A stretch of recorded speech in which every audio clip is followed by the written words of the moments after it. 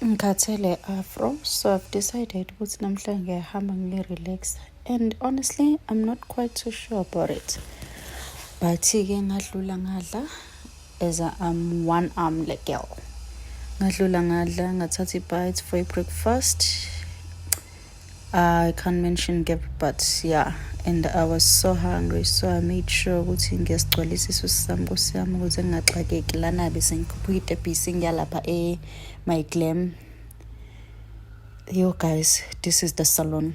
eThekwini nje mufuna isalon right, best service. Usungena nje bebenginqaka nge-welcoming smiley, indawo yakhona is so calm, and i-juice abayikhohlwa.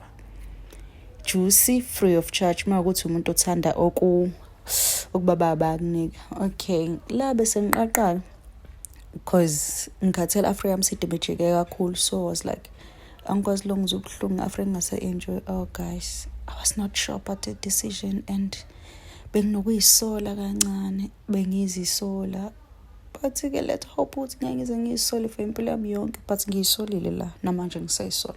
But futhi I was so happy with the results because I chose ukusebenzisa i-olive oil relaxer, EORS, and yeah, it works nice because bengiqala impilo nami ukurelaxa.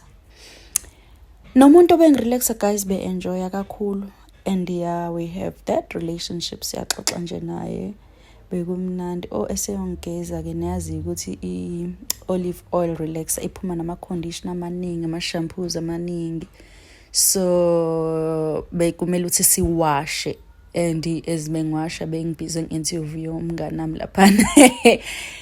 Bungabona I was going through interview, and then wangiwasha-ke la, wangiwasha udale, and bengaqedi because bekhona okunye futhi asazokufaka, and bese ngikhathele. Engabe bengenzani ngirelaxinele zami. Mhla sengiyisola nize ningiduduze because I've heard ukuthi le relax edinga ukumaintain akufani ne-afro whereby namhlanje bengigcoba kusasa ngagcoba kuyifanele. Manje sekuzomela ngiyi-maintain, and nangu ziningi nalezi zinto zaka-Olive, but I don't regret. Olive oil relaxer, I love you darling, and I think mina nawe sizoba ne-relationship grand because bona isathi uzongiphatha kahle. So guys, where were we? Ngathunyelwa ogela ukuthi angihambe ngiyo-blow out, ngixoxa nje lento ukuthi i-Afro ibuhlungu kanjani. Athi blow out, nani kuphi ngiblow out, iy'nwele zami beyiqothwa ibhizinisi okwemvula. Angivelanga ngavuka nje namhlanje ngathi ngiso-relaxa, but beyinisa okwemvula. So I had to sit down, plus lokhu ngamitha kayisabuyele esimeni. So njengoba ngasabuya esimeni, I was like, let me try something new, and then mengifeyila la, I'm sorry to say, but ngiyo-relaxa. I mean ngiyogunda, because after relax ayikho enye into ngizogunda nje ngiqale phansi. But I look cute, neyinwele irelaxile. Yazi mohle ukuthi nje qha ngilekho ukuyithemba. Okay, kumnganami la ngize ngamtshontsha ivideo, nizobona masewalk.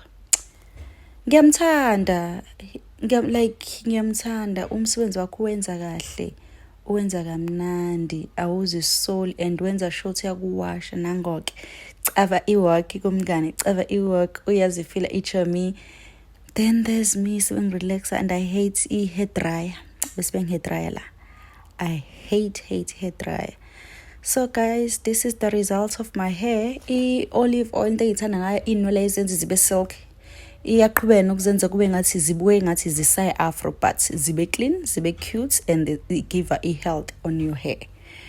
Ciao ciao, I love you all. Next time ngingathathi advice kubantu about inwele zakho, kuthi blow out, relax, nan uyalazi unwele lakho, stick to uhlobo lonwele lakho, and understand your hair.